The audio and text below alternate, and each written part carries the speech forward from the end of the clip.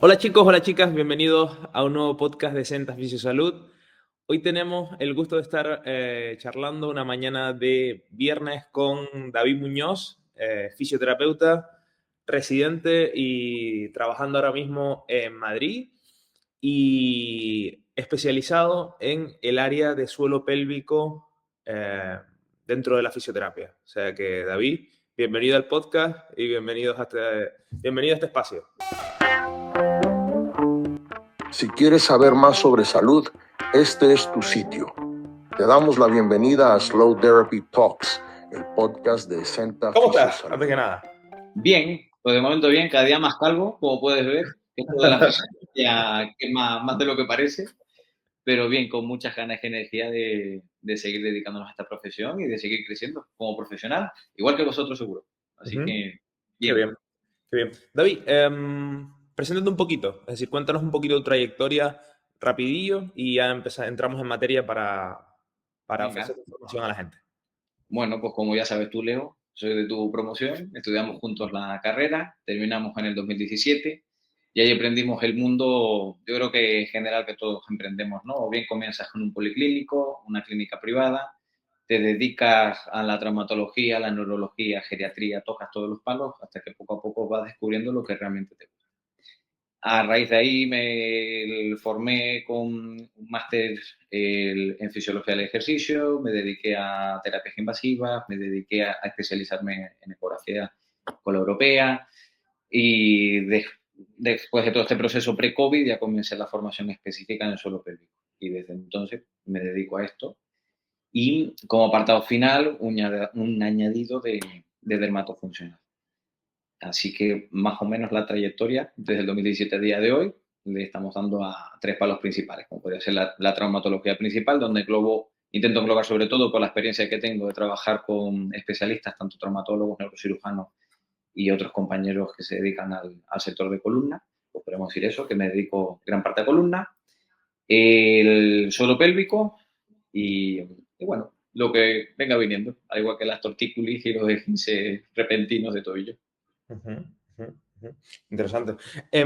Cuéntanos un poquito cómo se vive la fisioterapia de suelo pélvico eh, en tu caso, es decir, desde tu punto.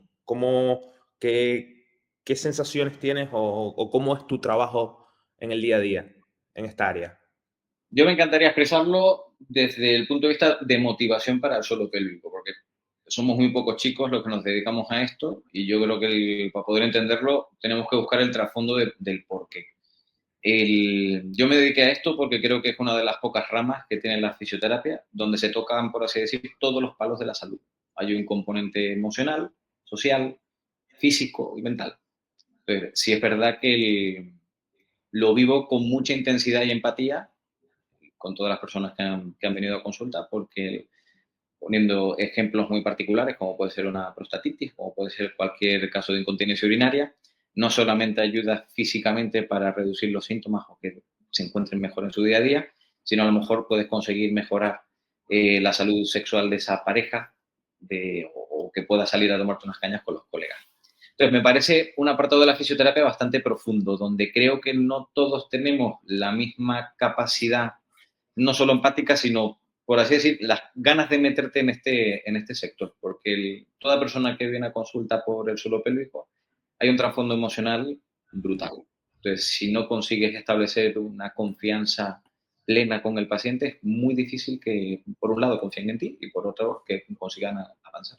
Entonces, para mí es un reto absoluto conseguir que las personas se sientan cómodas hablando de los problemas quizás más íntimos que pueda tener una persona. Ujú, ujú.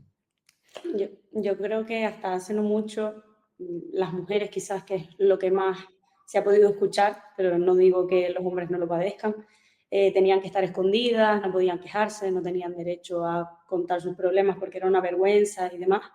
Entonces, qué bueno que estés poniendo un poquito y todos los compañeros de vuestro granito para que poquito a poco la gente se vaya enterando, que es por lo que hacemos esto también, de que tiene salida, de que hay solución y de que hay profesionales muy bien cualificados que se dedican a esto.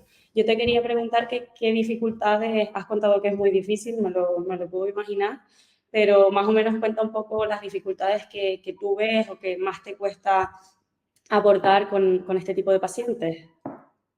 ¿Dificultades físicas con el paciente o dificultades De todo, las que tengas. Bueno, yo para mí, sea el problema que sea, que tenga una persona en el suelo pélvico, lo mínimo que se vaya a intentar ayudar, el paciente va a tender a mejorar siempre. Por lo tanto, siempre va a ser positivo una sesión de suelo pélvico. El hándicap principal, donde yo lo veo, al igual que seguro que muchos compañeros que se dedican a esto lo verán también, es en la derivación directa de estas personas, porque vamos a ser honestos, si preguntamos a nuestras madres abuelas, seguramente la incontinencia urinaria hace más de 20 años, 25 años, se trataba con compresas y punto. O sea, no era un tema abordar de esto se trabaja, esto se trata. Entonces, creo que a día de hoy todavía queda mucho trabajo por delante para que, primero, que la gente sepa que siempre se puede ayudar y por ende que tengamos unas derivaciones un poco más directas de los profesionales, de los especialistas que se dedican a este área. Bueno, creo que el problema tiene un trasfondo mucho más largo, muchísimo más largo. Los fisios siempre hablamos de que somos expertos, somos especialistas, pero la realidad es que el sistema no nos reconoce la especialidad. O sea, son técnicas dentro de la fisioterapia. Eso legalmente, si nos ponemos a leerlo, es así. Entonces, cualquier persona, si te firma un consentimiento informado, bien sea de fisioterapia perineal, de una fisioterapia invasiva, aunque tú no seas experto, tú puedes realizar esa técnica. Entonces, bueno, ¿a dónde quiero ir con esto? Creo que el problema principal está en cierto modo, en el mundo nuestro de la fisioterapia. Creo que no estamos dando la suficiente relevancia a las formaciones, creo que no estamos presionando donde tenemos que presionar. Y sí voy a ser honesto, antes de criticar a especialistas médicos, voy a criticar nuestra área en concreto. Porque sí es verdad, somos capaces de pagar máster de 10.000 euros, pero a la hora práctica no le sacamos ni la rentabilidad ni nada, simplemente pues tenemos conocimientos en un área.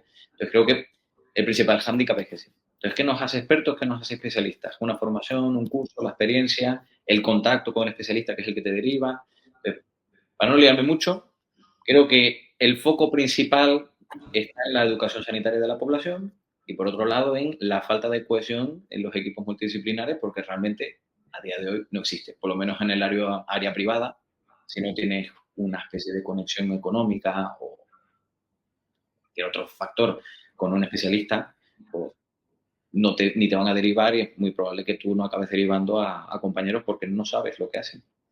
Pero, no quiero meterme en polémica porque aquí vamos, hay tela marinera, pero creo que todos los fisios hemos vivido alguna situación incómoda con algún especialista en cualquier ramo, que sea trauma, neuro, solo ¿Te pasa eso en tu área, David, con frecuencia?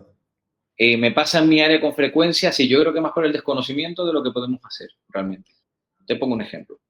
Yo próstatas veo pocas, ¿vale? Sí, veo pocas próstatas. La realidad, cuando te pones a ver los datos, que en Occidente hay más o menos una media del 12-13% de casos de cáncer de próstata. Entonces, todo cáncer prostático normalmente es o por un lado operado o tratado y un alto porcentaje de ellos acaban con algún problema, o bien sea de incontinencia o de impotencia. ¿Tenemos tratamientos posibles para mejorar todos estos síntomas? Sí. ¿Veo alguno de estos? No. Esta es la realidad. ¿Por qué los conozco? Porque hablas con pacientes en la consulta, intentas dar un poco de promoción de salud y justamente hablando, a lo mejor de un problema o de dolor de espalda, te acaban diciendo pues, que tal año lo operaron de la próstata. O en que tal fecha, pues a partir de aquí, pues empezaron a sufrir incontinencia. Entonces, bueno, pero ellos no saben qué es lo que tienen que hacer. Entonces, ese es el principal hándicap. Porque bueno, te duele la espalda y tú ya sabes dónde va. Pero te haces pipi encima, no lo puedes controlar y en tu casa, pues lo normal es que vayas pues, al médico, el médico tendrá que derivar al especialista si correspondiente y es complicado. Hay mucha cadena hasta que llegan al final a la fisioterapia. Y a callar y a sufrirlo en silencio, añadiría yo.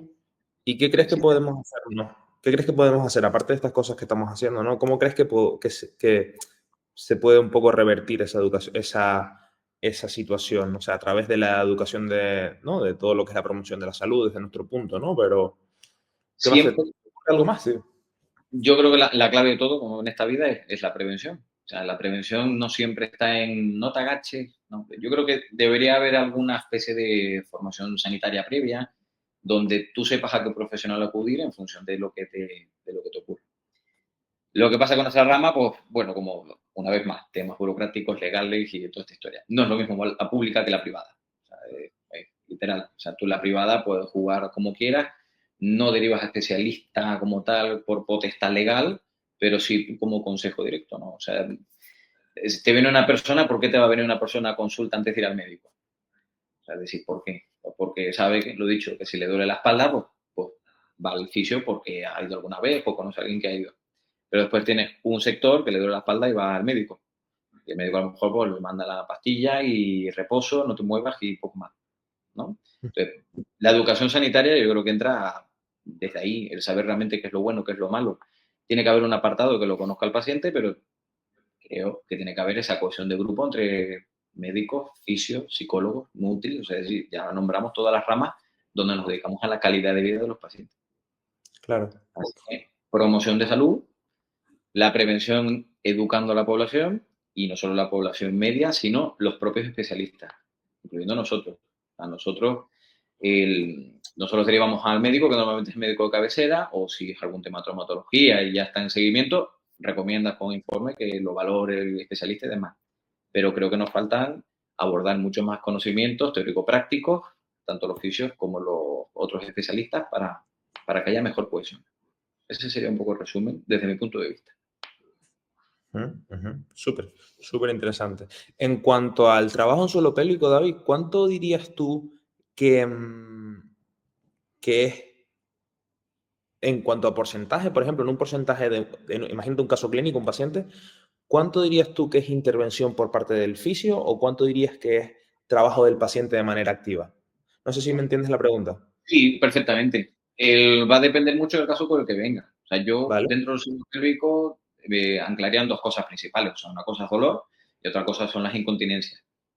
Ese sería un poco ¿Vale? el resumen. Entonces, cuanto más incontinencia hay, normalmente más actuación por parte del paciente, por así decirlo. Cuanto más dolor, hay un poquito más de actuación del fisio. Entonces, pero vamos a hablar, pues más o menos. Yo es que pondría el ejemplo como pasan las columnas, ¿no? O sea, te viene un paciente con dolor lumbar, si ese paciente no aporta el 60% de su energía para hacer ejercicio, cambiar de actividad, mejorar su día a día, por mucho que manipule y le hagas dos cosas en las 2 horas de consulta a la semana, el paciente va a proseguir en una línea bastante similar. Mejorará umbrales de dolor, pero no lo conseguirá. Pero en los casos de incontinencia hace falta 100% la dedicación por parte del paciente.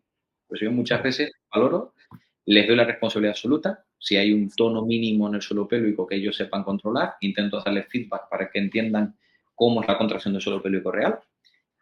Y con eso ya hay pauta para casa. Entonces, voy haciendo normalmente seguimientos cada 2 semanas aproximadamente, para que vayan acorde a lo que deben. Pero es su responsabilidad. Ahí sí que les derivo completamente la responsabilidad a los pacientes. Y en el apartado del dolor es distinto.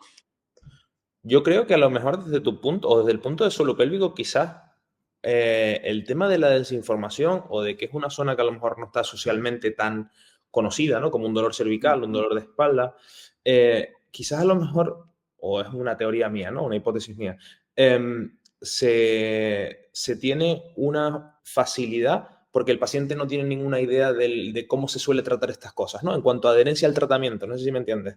Sí, justo. Que de por sí a lo mejor, que todo lo que tú le dices va a misa en el sentido de esta zona, yo no la conozco, pues si me dice que tengo que hacer unos ejercicios, los hago, ¿sabes? En cambio, a lo mejor en dolor de espalda o en cosas que a lo mejor son más conocidas, quizás cuesta un poco más, ¿no?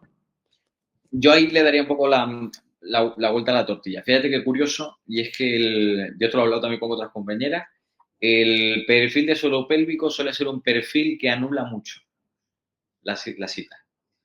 O sea, es decir, siempre son temas íntimos, siempre son temas delicados, entonces tratarlos continuamente suele ser un poco complejo. Lo curioso es que tienes una solución o sea, una solución entre comillas, poniendo una compresa. ¿Sabes lo que te digo? Sí, Entonces, sí. claro, conlleva un esfuerzo bastante grande esforzarte para que no tengamos esa pérdida de orina.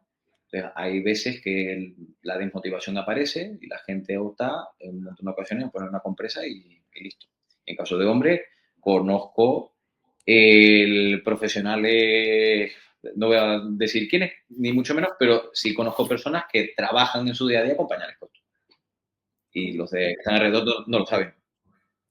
O sea, que te digo que, bueno, es complicado. Yo te diría que es un sector complicado.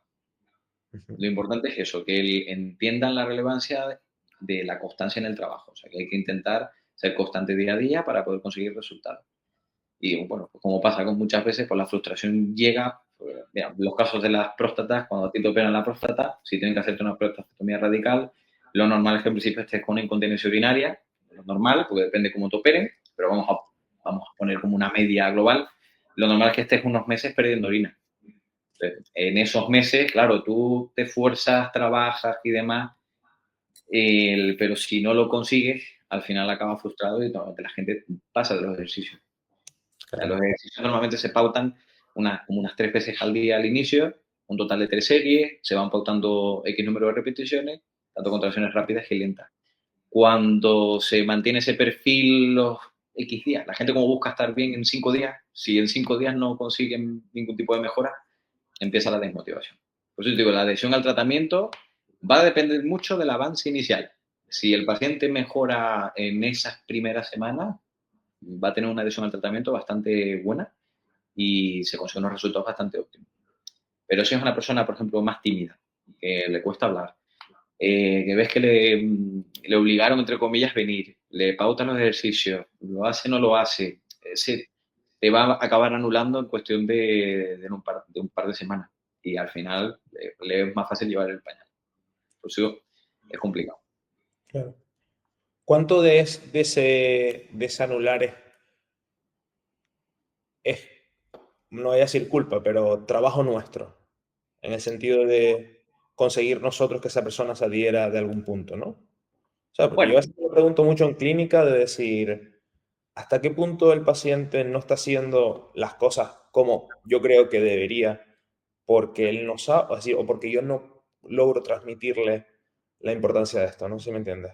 ¿tú crees que es más la transmisión de tuya? Yo es que creo que hay unos perfiles bastante, o sea, hay Duro. común alrededor de estos casos que Ujú. ellos están cómodos. O sea, si tú ves a un paciente que está cómodo en tu consulta, te escucha, te hace caso, pero acaba perdiendo la confianza, tú estás encima de él, pero es su decisión y seguramente forme parte del proceso.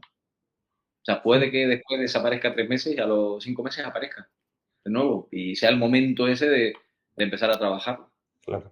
Sí, sí. Mi crítica va a venir siempre en el que si uno trabaja de forma preventiva, ¿vale? Es decir, no sé si alguno de vosotros estuvo en prácticas de UCI cardiorrespiratoria del hospital.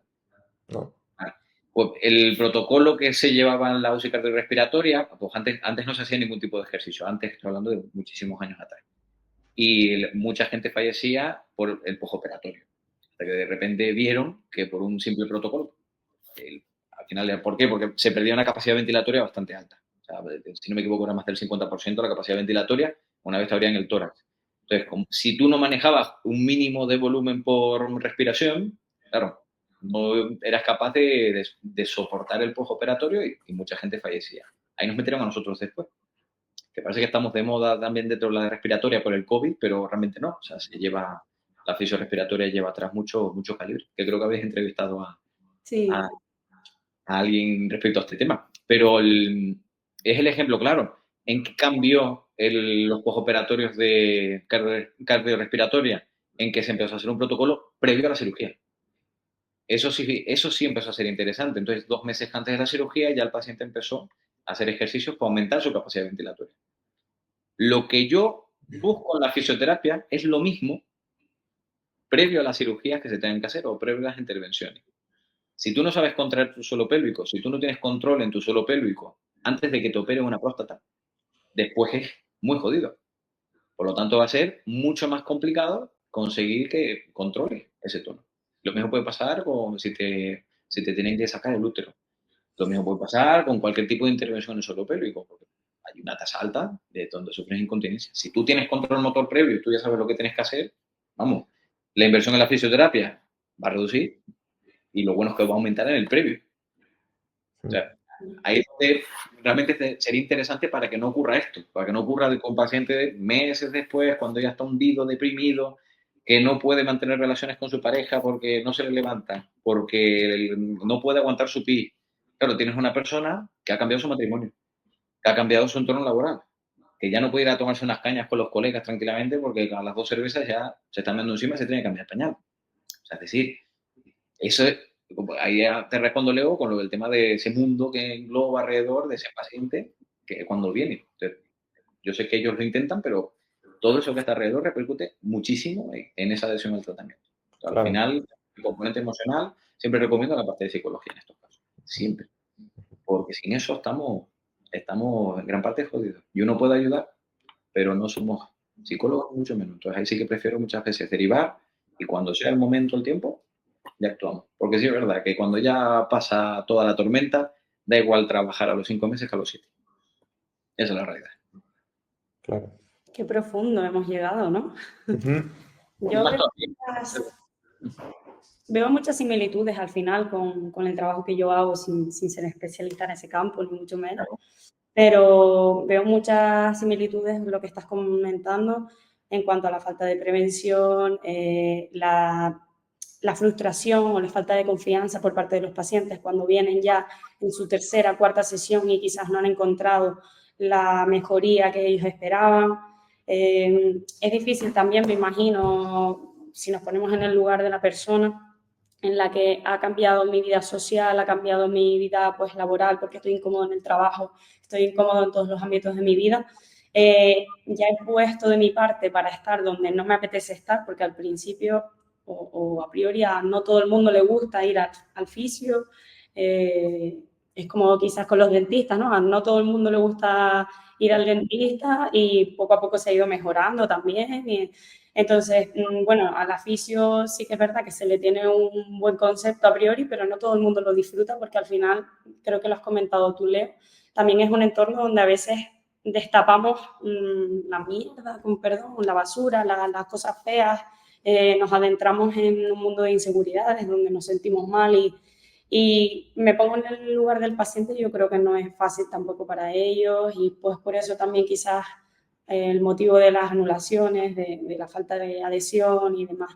Yo quería cambiar un poco el tema, perdónenme, pero quería preguntarte un poco por qué es lo que le pasa, tanto a nivel de mujer como a nivel de hombre, qué es lo que empieza a sentir una persona cuando hay un problema en el suelo pélvico, qué síntomas son los más comunes y cuándo deberían pedir ayuda para que esta gente lo pueda saber. ¿Cuándo pedir ayuda? Bueno, empezaré un poco con los datos. Aquí hay que saber, primero que nada, los dos perfiles principales, respecto al hombre y la mujer. El hombre tiene un carácter hipertónico. O sea, ser un carácter hipertónico, la musculatura del suelo pélvico, como mucho, o sea, no hay tanto problema en el hombre como en la mujer, porque la mujer cuenta en gran parte con un perfil más hipotónico. Si solamente hay que pensar a nivel sexual qué es lo que ocurre. El hombre tiene que mantener, por así decirlo, una erección, por lo tanto la musculatura tiene que funcionar en un estado hipertónico. Las chicas normalmente se busca un estado un poco más laxo, un poco más relajado. ¿Vale? Entonces vamos a tener un perfil mayor de incontinencias urinarias en mujeres, que no tiene por qué ser esto, es por otros factores. Y por otro lado, en los chicos, lo que más se tiende a ver, en muchos casos, son, por ejemplo, prostatitis o algún problema referido a la próstata. Eso sí es verdad que es lo más habitual en chicos. Después, actos traumáticos, que son cosas que uno no se imagina, pero he tenido varios casos de fracturas de pene. Por caída de moto, por golpe en el fútbol, o sea, puede pasar. Puede pasar. Entonces, eso también lo tenemos que nombrar. En chicas, lo más habitual, por lo menos lo que veo yo con diferencia, es casos de episotomía, algún problema de incontinencia urinaria. Muchos están ligados, por un lado, a la menopausia y otros están ligados al posparto. Ese sería un poco el resumen. ¿Cuándo preocuparse por una cosa u otra? Pues todo va a depender de lo que te repercuta en tu día a día. Lo que no puede valer es que tú cambies cosas de tu día a día por culpa del suelo pélvico en este caso. Como te digo, tener una pérdida de orina porque has tenido una carcajada y has perdido 2 gotitas de pipi, eso es necesario tratarlo. Yo recomiendo vigilarlo, o sea, por lo menos valorarlo. O sea, si no pasa nada, es un tema de salud y de prevención. ¿Por qué? Porque el 45% de las mujeres tienden a tener pérdidas de orina, o sea, sufrir de incontinencia. Entonces, como es una cifra muy alta, pues el mínima cosita que puedas llegar a notar, sí recomiendo que lo valoren. No cuesta nada, es simplemente pues, con ecografía, con algún tipo de estudio, también puedes hacer las palpaciones a ver si hay tono suficiente, entonces pautas pues, de forma preventiva una mejora en el tono o en el control motor. Ya está. Cosa sencilla. Si hablamos de dolor, los pacientes lo van a notar enseguida, porque es un dolor invalidante, no te permite moverte, no te permite sentarte, ¿vale? Como puede ser la episiotomía, es un ejemplo claro.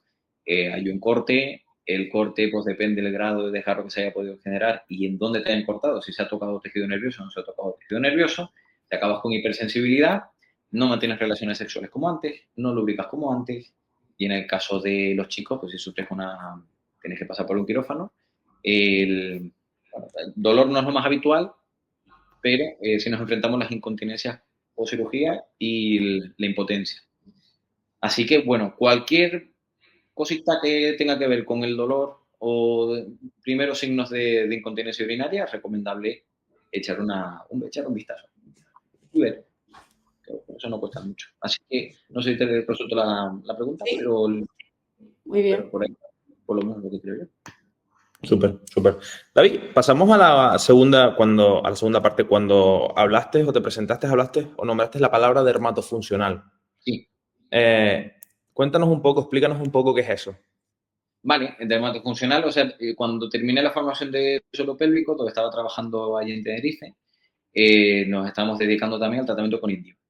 Entonces, dentro del tratamiento de Indiva hay un apartado específico de suelo pélvico y los que estábamos allí fuimos unos cuantos a Gran Canaria a especializarnos con el tema de Indiva.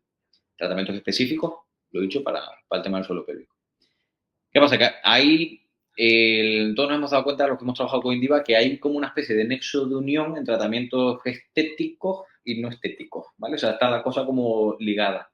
Te pongo un ejemplo, un lipedema, ¿vale? Que puede ser considerado como una especie de celulitis, porque en el fondo lo es una especie de celulitis, pero el lipedema lo que ocurre con él es que genera dolor, inflamación, entonces aquí hay un apartado bastante interesante, donde los que nos dedicamos a la salud y al cuidado de la piel en este caso,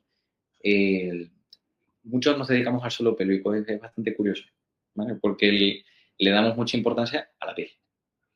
Entonces, poco a poco, pues empecé a indagar un poquillo. Al final, como te dedicas a una cosa que te pide un favor, oye, ¿sabes hacer esto? Entonces te dedicas a lo mejor a tratar una celulitis o haces algún tipo de tratamiento de Indiva facial. Y ahí descubrí pues, un apartado bastante interesante desde mi punto de vista, que lógicamente es a través del Indiva. O sea, el Indiva es la que hace la tarea, desde luego. Pero es mimar la piel, que es nuestra base del trabajo. O sea, la tocamos todos los días y me dediqué pues eso, a estudiar un poquito este sector porque, pues mira, un par de horas que haces a la semana no te dedicas solamente a temas de dolor, temas de todo lo que genera estrés puro, sino te dedicas a mimar la piel. Entonces, la verdad que te digo, como profesional, echar 2 horitas, 3 horitas a la semana de dermatofuncional me agrada mucho. La verdad que me parecen tratamientos súper útiles y creo que la fisioterapia hace mucho bien dentro de este sector, porque el tratamiento dermatofuncional lo denominamos así porque tiene un apartado estético, pero no es estética pura. No somos esteticientos ni mucho menos, pero sí tocamos palos referentes a aquello que forma parte de la salud y la estética, como puede ser una prótesis de pecho. Así empecé. Tuve un cirujano que operó a una paciente de pecho, quedó mal por una fibrosis, entonces aquí es donde viene el tema moral. ¿Quién trata esto? ¿Baja una esteticien a que te trate una fibrosis cuando no hay ningún tipo de formación sanitaria pura, ni tienes ningún tipo de colegiado, ni nada por el estilo? ¿O es un tema de fisio? Pues realmente es con una fibrosis como puede ser en cualquier otro tejido. Pero hay que tener en cuenta determinados factores por ser un factor, o sea, por ser un tema estético. De ahí ese apartado de dermatofuncional. Entonces, podemos trabajar los efectos secundarios a cirugías estéticas a través de Indiva, por ejemplo, o otro tipo de tecnología, o con nuestras propias manos. El drenaje, al fin y al cabo, manual, en gran parte tiene un factor estético. Lo que pasa es que lo aplicamos a modo de salud. Qué bueno, qué bueno. Qué bien, tío, qué bien. Pues por aquí pasamos, si quieres, a la última parte, David, de preguntas rápidas, respuestas cortas, hecha por Mili Gutiérrez. O sea que, Mili, todo tuyo. Vale, David, vamos allá. David es... Cauto, simpático y empático. Para David, la fisioterapia es Un comedero de cabeza y la alegría de mi vida, a la par. el suelo pélvico, es, ¿cómo lo definirías? Bueno, lo definiría como una flor de loto, por así decirlo. Lo voy a dejar así. Venga, el mayor mito sobre el suelo pélvico en hombres o mujeres, yo creo, da igual, es Que creen que los profesionales sexualizan los contextos y realmente lo sexualizan los pacientes. ¿qué le dirías a un hombre con dolor o disfunción en el suelo pélvico? El- Una pregunta bastante curiosa, pero bueno, que tenga paciencia. ¿Vale? La Importante. primera herramienta de fisioterapia que te hayas comprado y la última. Yo creo que fue un gancho de madera. Dios. Cómo ha ido evolucionando la cosa, ¿eh? Literal. Todavía lo tienes, ¿no? Lo típico que tienes de recuerdo ahí, de lo primero que compras. Eso lo tengo en la palma, de hecho, o sea, está por ahí perdido. No sé ni dónde estará ni cómo estará. Agrietado seguro. Y la última ha sido un pointer. Fíjate, curioso. Vale, muy bien. Un consejo en general, no tiene por qué ser de fisioterapia, lo que tú quieras. Yo creo que tempus fugit. O sea, hay que intentar vivir el día a día, olvidarnos de las tonterías, dejarse de ego, dejarse de movidas y ayudarse unos a otros y ser felices. Qué bueno. Y por último, un invitado o invitada que te gustaría escuchar aquí. Buena pregunta. Me gustaría, o sea, en un mundo ideal, o sea, es decir, me gustaría que cogierais no algún director de área, sino algún director médico, o bien del hospital universitario, o bien de la Candelaria, eh, para que entendamos en gran parte los problemas reales que hay detrás y la falta de lo que hemos hablado al principio de todo. Y si no, bueno, me gustaría una persona recién salida de carrera. Justo lo estuvimos hablando. Sí, sí. Porque sí es verdad que hay un contraste de pelota. Siempre he dicho, no he visto a ninguna persona, o sea, he visto a algunos, pero no es lo habitual encontrarte un fisio de 50 años trabajando como el primer día. Ni de coña, ni de coña. ¿Cuánta gente de la promoción nuestra, Leo? No sé cuántos se siguen dedicando a la fisioterapia, pero poco a Sí, poco, hubo un cribado grande, o sea, ha habido un... bastante Sí, sí, tocho. sí. Entonces, claro, yo creo que es interesante ver cómo comenzamos con esa ilusión, esas ganas, esa energía, el desparpajo y demás. Y cuando pasan ya los 10 añitos, vuelves a hacer las mismas preguntas. Cuando pasan 20, vuelves a hacer las mismas preguntas. Y la verdad que es interesante. Eso estaría guay. Un contraste de 3 personas de distintas edades, de tantos años de experiencia y vale, a ver qué surge ahí. Me gusta mucho la Perfecto. propuesta, la Sí, sí, apuntamos. sí. Sí. Súper. Bueno, la anterior también, pero es más difícil. Ojalá algún director de unidad nos escuche y nos haga el favorcito. Bueno, es cuestión de escuchar. La promoción de salud se hace aquí, en estos sitios, realmente. Estando en un despacho no se hace nada, te dedicas a temas burocráticos, pero aquí es donde está la chicha real, en esta. Total. Pues muy bien, David. Por aquí todo dicho, nos quedaron temas por hablar, pero el tiempo es el que es. Muchas gracias por haber participado, muchas gracias por tu tiempo, tío. Gracias por vuestra labor. Esto no lo hace todo el mundo, ni mucho menos. Y que tengáis la ganas, la energía de esto, me parece increíble. Increíble. Así que enhorabuena por el proyecto y seguir con la misma energía, que os vais bien seguro. Muy bien. Gracias, David. Que vaya todo bien, David. Un Gracias, abrazo. tío. Chao, Nos vemos. chao. Chao.